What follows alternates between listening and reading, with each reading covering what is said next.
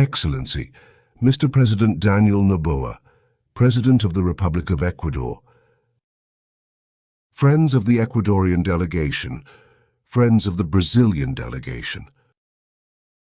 Good afternoon. It was a pleasure to receive President Daniel Noboa. This visit occurs a few days after the celebration of the 216th anniversary of the first cry of independence.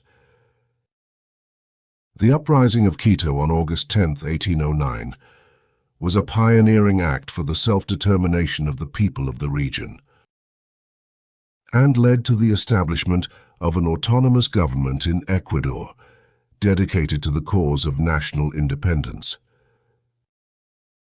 So we have been very happy with the support of the Global Alliance Against Hunger and Poverty since the beginning, at the time when Brazil had just left the hunger map. This visit is a milestone of almost 18 years since the last time an Ecuadorian president was in Brazil. It is an opportunity to bring two friendly countries together. Last semester, Ecuador did an important job in the education of the Brazilian consensus. The continuity of this initiative shows that the dialogue on issues of common interest is inevitable. It is also evident that political differences should not be overshadowed by the greater goal of building a strong and prosperous region. South America is in a position to lead a fair energy transition. Brazil and Ecuador have almost entirely renewable electric matrices.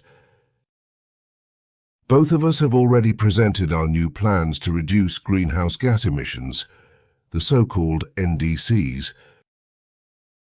We share the Amazonian biome and the mission of taking care of its inhabitants.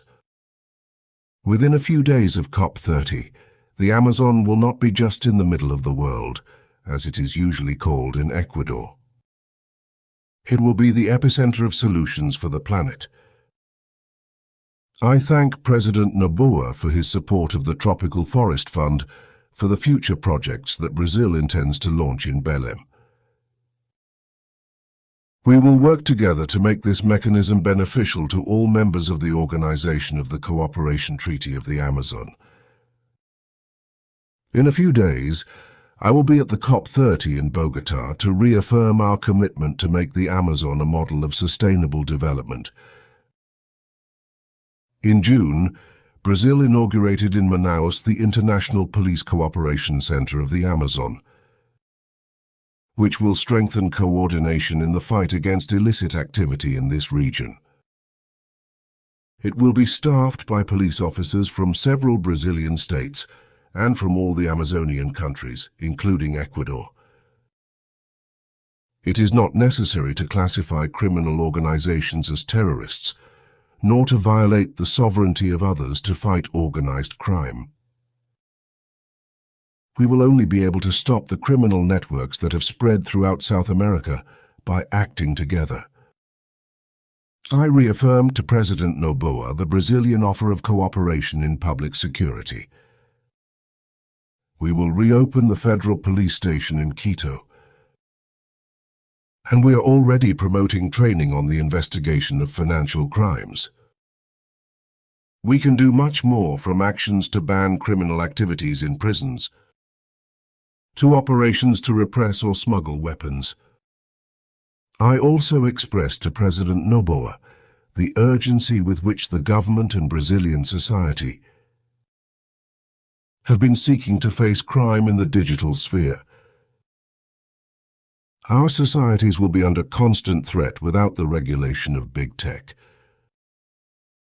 This is the great contemporary challenge of all states. Digital networks should not be a lawless land where it is possible to attempt impunity against democracy, incite hatred and incite violence.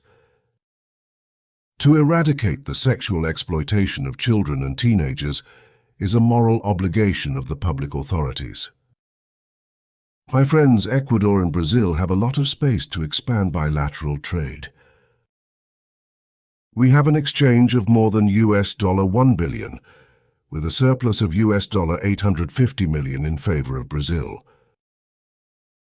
I told President Noboa that we are willing to work for a more balanced trade, reducing barriers to Ecuadorian products. We will start by fulfilling the judicial decision that determined the reopening of the Brazilian market for Ecuadorian bananas. We will start with the dehydrated banana, and until the end of the year we will conclude the analysis and risk for the unripe banana. We are aware of the need to advance in the return of shrimp importation. In the same way, I am sure that the Ecuadorian government will be attentive to the products of interest to Brazil, starting with pork. The Mercosur-Ecuador agreement has more than 20 years and needs to be updated. We will take this demand to the other partners of the bloc.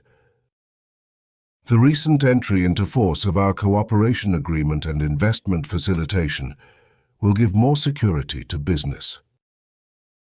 We received with enthusiasm the news of the resumption in 2026 of direct flights between São Paulo and Quito,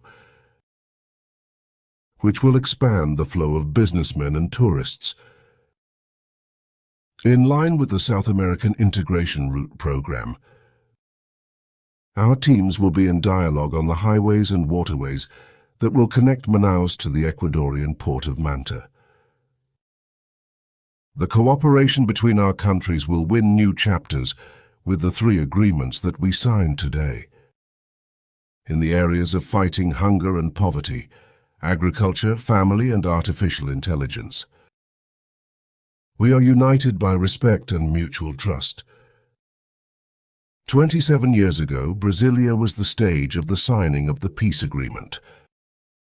That put an end to the territorial conflict between Ecuador and Peru. We have shown that it is possible to resolve complex controversies in a peaceful and negotiated way. This is an example for our region. In a challenging global scenario, in which rivalries aggravate and multilateral institutions are weakened, we need firmness in the defense of our independence. For Brazil, autonomy is a phenomenon of diversification of partnerships. The ties with Ecuador and other South American neighbors are a priority for us. This visit, President, symbolizes the relaunch of our bilateral relationship and restores to our friendship the importance it has always deserved. I think, President Noboa, that it is important to mark August 18, 2025, as the great day of the restart of the political, commercial, cultural, and technological relationship with Ecuador. Count on us, President. Thank you very much.